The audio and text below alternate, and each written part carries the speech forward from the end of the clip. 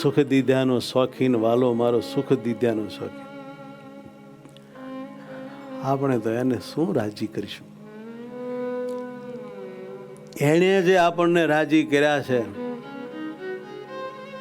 એ આ જીભથી બોલાય એમ નથી. એક ઇંચની તતુડી જેને રૂમાડે કરોડો બ્રહ્માંડ લૂંબો ઝૂમો ઉડે, એનું તો વળી શું વર્ણન કરી શકે? હા તો ઠીક, હવે કાલા વાલા હરીને વાલા ત્યાં ઘડી ઘરી ગુણ ગાઈ. બોલો, કયા દેશમાં પધાર્યા છે વાલો? ઢંઢાઈમાં. 1875ની વાત છે. અને ફરતા ફરતા તેદી મારો વાલો લાંગણો જ આવેલા. લાંગણો જો. અને ત્યાંના હરિજન ભાવસાર નાગરદાસ હતા. અને તેમના બેન હતા, એનું નામ હોનાબેન. આ ભાઈ બેન બહુ ભગત, હારે પરમહંસો બહુ જાજા.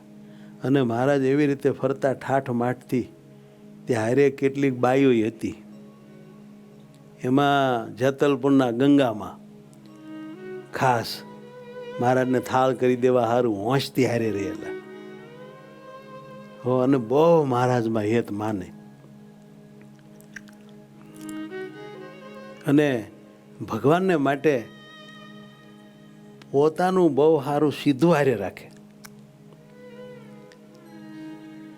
10 કિલોનો ભાત ને આમ બધી બેસ્ટ વેરાયટી રાખે. ડોસી ડબ્બા બબ્બા બધું લઈને ફરે હારે.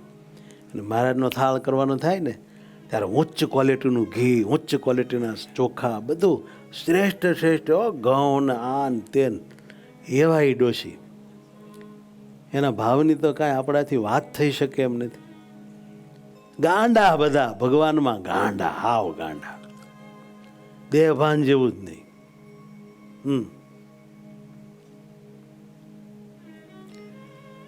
પછી આ ભાઈ બહેને 500 પરમહંસ સાથે ભગવાન સ્વામિનારાયણને ખાંડના લાડુની રસોઈ આપી. ગામ લાંગણો જ માહો.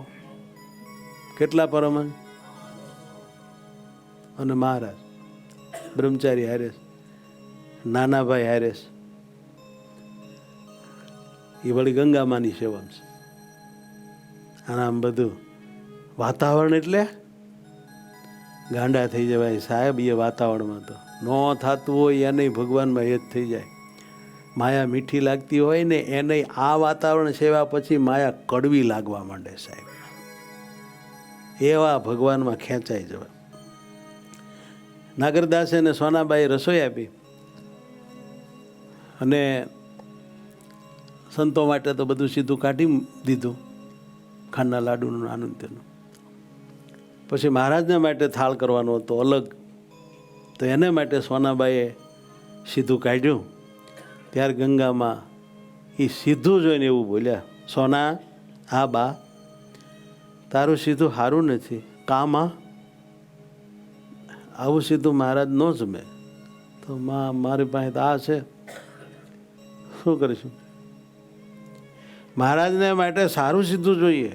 ઉચ્ચ ક્વોલિટીના ભાત, ઉચ્ચ ક્વોલિટીની દાળ, ઉચ્ચ ક્વોલિટીના ઘઉંનો લોટ, ઉચ્ચ ક્વોલિટીનું ઘી તાજું, એવા ખાંડ, એવા દાળ, એવા મસાલા. હા, મેં તો બધા અમદાવાદથી ને સુરતથી મગાવ્યા છે. અને એટલે જ મહારાજની હારે ફરું. આ તારું સીધું નહીં કામ લાગે. અને સોનાબાઈના હૃદયમાં ધ્રાસકો પડ્યો સાહેબ કે રસોઈ અમારી 500 પરમહંસ સાથે પ્રગટ પુરુષોત્તમને, અને પુરુષોત્તમને અર્થે અમારા ઘરનું સીધું નબળું પડ્યું. અમે કર્મના ફૂટલા. દડ આંખમાંથી આહું પડવા માંડ્યા કે બા નહીં હાલે. ન હાલે તો શું કરશું? અમારી પાસે સીધું છે, અમે સીધું લઈને એટલે તો હારે ફરીએ છીએ. તો બા, આ મારા સીધાનો થાળ મહારાજને અર્થે નહીં થાય. અમારી પાસે છે એનો થાળ કરશું. હા, કાંઈ ચિંતા ન કરતી. ન લીધું સીધું. આ બેનને જે દુઃખ થયું છે એનું વર્ણન આપણાથી ના થાય. બચારી સોનાબાઈ સ્નેહવશ રડી પડી. માએ સીધું ન લીધું. અમુક જગ્યાએ અમુક બાઈ અથવા ભાઈ આગેવાનો હોય છે, એનું બધું હાલતું હોય છે. ક્યારેક એ આગેવાનીમાં કોઈ પ્રેમી નાના ભક્તના દિલને પારખી શકતા નથી.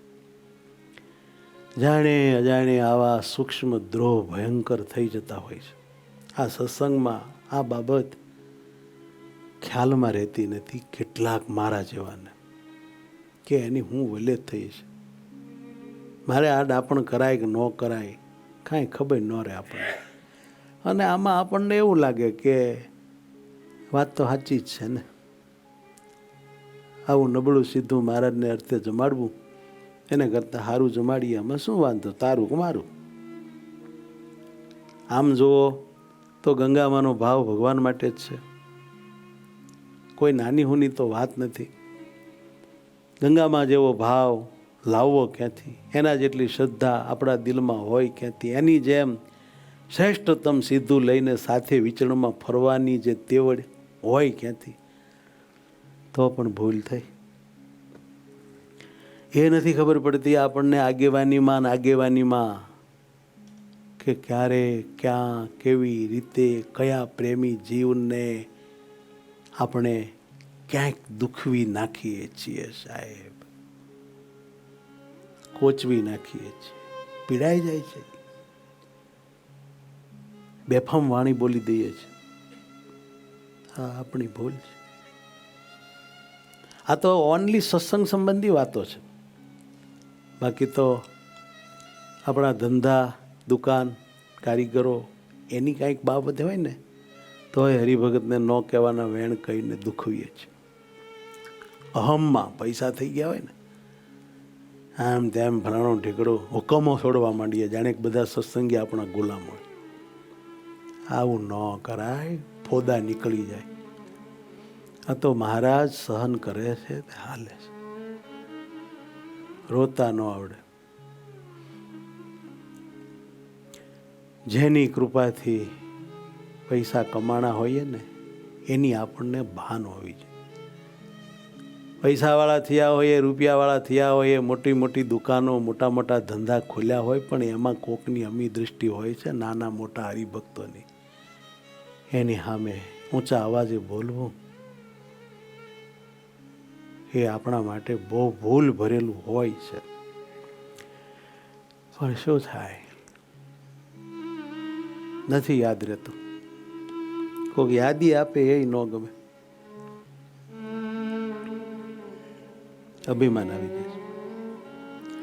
અને સ્વામિનારાયણ ભગવાને તો એમ કહ્યું કે જે દિવસે સત્સંગમાં પહેલો એ માણસ આવ્યો હોય અને રોજનું રોજ લાવીને ખાતો હોય એવો ગરીબ હોય, પછી એ ધન કપાય અને એક ગામનું રાજ આવે, બે ગામનું રાજ આવે, આખી પૃથ્વીનું રાજ આવે, સ્વર્ગનું રાજ આવે, તો પણ પ્રથમ જેવો સંતની આગળ દીન આધીન કંગાલ ગરીબ રહેતો હોય એવો ને એવો રે, સ્વર્ગાધીશ બને તો એવો ને એવો રે, તો એની ઉપર મહારાજ અતિશય રાજી થાય છે. આપણે એમ રહી શકીએ છીએ? આપણને તો ભીં પડે છે ને ત્યારે જ દાસપણું, ભક્તિ, ભાવ બધું પ્રગટ થાય છે. જેવી માથેથી ભીં પેસર કે વિઘ્નક મુશ્કેલી વહી જાય ને એટલે જાણે કોઈની કાંઈ પડી નથી એવા થઈને ફરીએ છીએ. આ બધી બહુ ઝાઝી મોટી હલકાઈ કહેવાય. કૂતરાને થોડીક ભીં આવે ને એટલે પૂંછડી આમ હોય ને એ આમ વળીને અંદર વહી જાય બે પગ વચ્ચે, પણ જેવી ભીં વહી જાય ને એટલે તરત પૂંછડી બહાર આવે. એટલે કહેવાય છે કૂતરાની પૂંછડી 100 વર્ષ ભોમાં દાટો ને તોય વાંકી ને વાંકી. એમ અમુક અપલખણા જીવો નહીં સુધરતા. આ સત્સંગમાં આવ્યા પછી પણ એમાં બદલાવ થવાને બદલે ઉલટાના વધારે અભિમાની, વધારે સ્વાર્થી, વધારે ગરીબને ભાવનાવાળાને પીડનારા, જો હુકમી કરનારા, આગેવાનીમાં લીડરશીપમાં, મોટાઈમાં 5 ફદ્યા હોય, થોડુંક દાન દીધું હોય, 2-5 કામ એના વતી કાંઈક હારા થયા હોય, એટલે એ આખા સત્સંગનો ધણીને રાજા થઈ જાય. બોલો, માથું કાઢી જાય હાંડની જેમ. પછી નાના ભક્તોની કોઈ વેલ્યુ નહીં, એની કોઈ ગણતરી નહીં, એના ભાવને જોવા નહીં. આવી સ્થિતિ સર્જાઈ જાય છે. આ તકલીફ થાય છે. આપણે આ સુધારવી જોઈએ. તારું સીધું નહીં હાલે. સોનાબાઈનું હૃદય રડી પડ્યું. પછી મહારાજ રોજે ચડીને, એટલે કે રોજે ઘોડે ચડીને, જેમને ઘેર સાધુની રસોઈ હતી, એટલે એના ઘેરે જ હતી, ત્યાં પધાર્યા. અને મહારાજને આવતા જોયા. રોજ આ ઘોડા ઉપર મહારાજ બેઠા છે. સોનબાઈની આંખમાંથી આંસુ પડે. મહારાજની સામું જોઈ રહ્યા, હાથ જોડ્યા. શું થયું બેટા સોના? કાંઈ નહીં મહારાજ.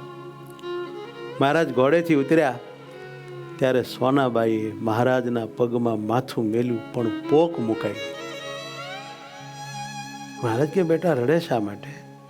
શું થયું સોના? શા સારું રોવે છે દીકરી? ઊભી થા. એમ કહીને મહારાજે એને માથે હાથ મેલ્યો. સોના બોલી નહીં શકતા. મહારાજ કાંઈ નહીં. બોલતો ખરી? ના ના મહારાજ કાંઈ નહીં. શું દુઃખ છે? કે મહારાજ કંઈ નહીં. સોનાબાઈને એમ થયું કે જો બોલીશ ને તો મહારાજ ગંગામાને વટશે. બસ ગંગામાને મારી હારી હેત નહીં. એને એમ થાય કે મને કુરાજીપો અપાય, મને કુરાજીપો અપાય. હું ખોટી હતી? હું તો મહારાજને સારું જમાડવાની વાત કરતી હતી. એમાં પોતાના સીધાના સ્વાર્થ સારું થઈને મહારાજનો કુરાજીપો મને અપાયો. આ સોનકી થાવ નકામી છે. પછી સત્સંગમાં 5 મોટા હારા હરિભગતને વાત કરે, બધાનો રાજીપો મારમાં તો હોય, એ વયો જાય. આમાં બોલવું કેવી રીતે? આ સત્સંગનું ચિત્ર હું તમારી આગળ દોરીને તમને દેખાડું છું. આપણે આટલા બધા ભેગા રહીએ છીએ, સાધુ સંતો હરિભક્તો હજારો, એમાં આવી પરિસ્થિતિઓ દરેક વ્યક્તિએ ઘટતી હોય છે. મારે હો અને તમારે, નાના મોટા બધાને. કોઈ ખોટા હોતા નથી. હવના એંગલથી હવ સાચા હોય છે. દોષ કોને માથે દેવો? કોનો અવગુણ લેવો? આપણા ભાગ્ય નહીં એટલું બોલાય. બીજું આ સત્સંગમાં કાંઈ ન બોલાય. અમારા નસીબ એવા બીસો હશે. મહારાજ કે ના સોના, રડમાં વાત કર, બોલ બોલ બોલ બોલ બોલ દીકરી. મહારાજ તમે અમારે ઘેર પધાર્યા. મહારાજ કે આવ્યો ને 500 પરમહંસ લઈને આવ્યો. મહારાજ સર્વે સંત મારી રસોઈ જમે અને તમે મારું ન જમો? મહારાજ કે કોણે કીધું એવું?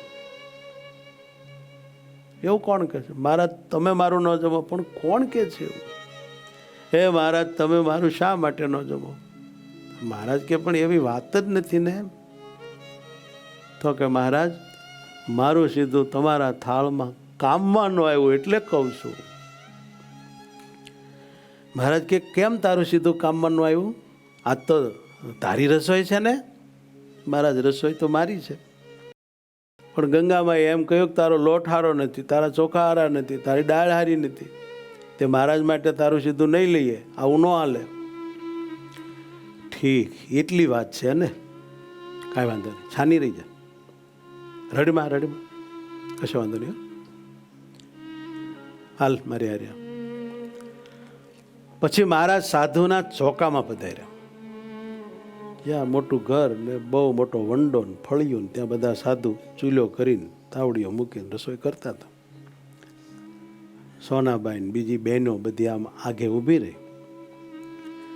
સાધુના ચોકામાં પધારીને મહારાજ કહે છે, નિષ્કાંત સ્વામી, હો પ્રભુ તમે પધાર્યા, આવો આવો મહારાજ આવો.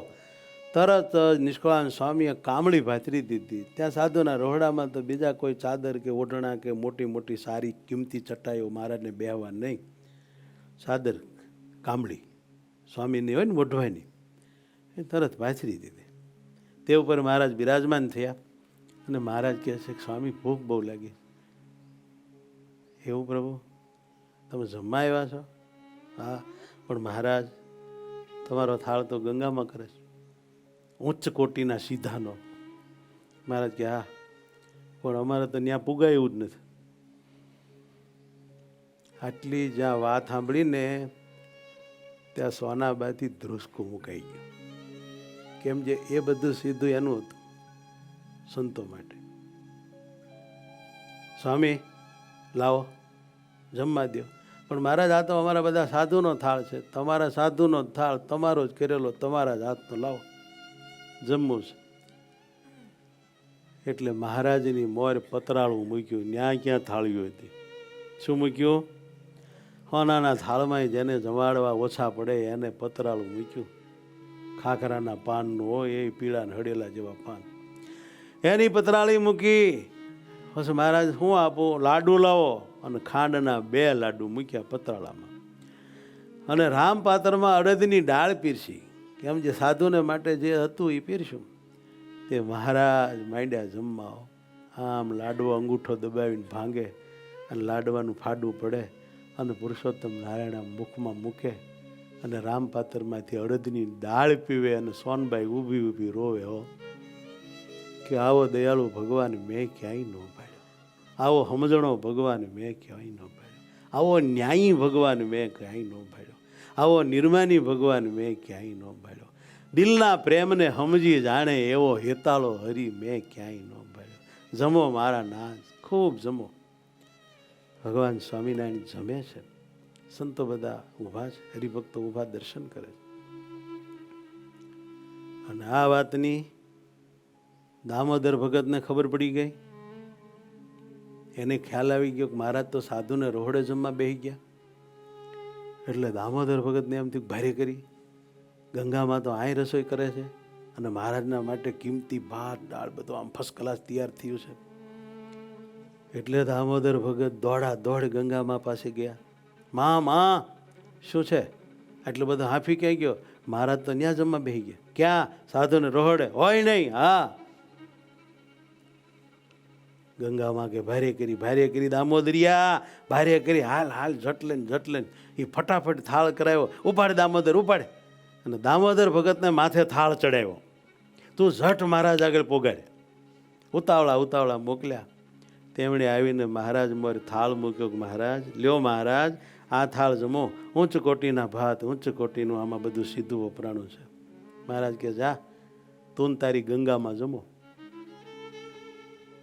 તું તારી ગંગામાં જમો. સોનાબા કે એવું નહીં મહારાજ, માં બહુ પ્રેમી છે, એનું હાવ નહીં જમો તો બાને દુઃખ થાય. મહારાજ કે તું બોલતી જ નહીં વચમાં, તું તારી ગંગામાં જમો.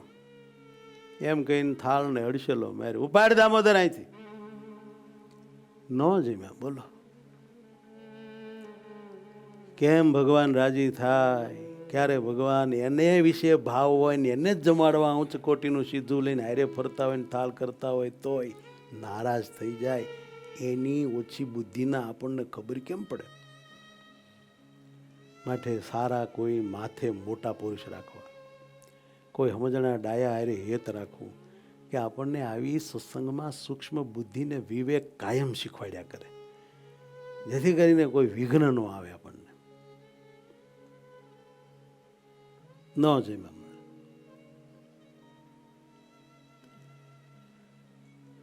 મહારાજ લાડુ જમતા જાય છે.